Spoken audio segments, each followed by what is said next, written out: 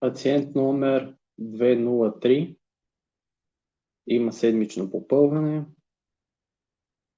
Виждам, че това са изследванията от миналия път.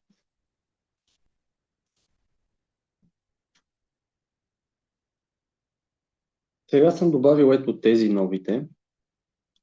Тук. И като цяло, да знам, че си помисля дали да ги оставя. Вие какво мислите?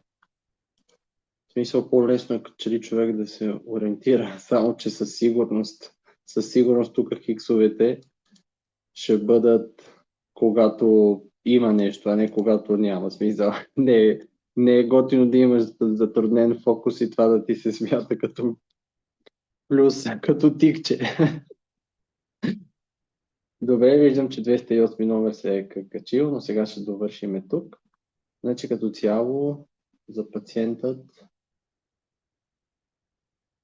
то не виждам. Промяна няма.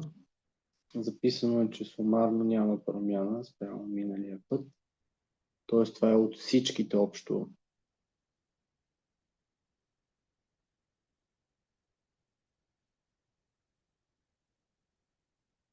Като информация, т.е. от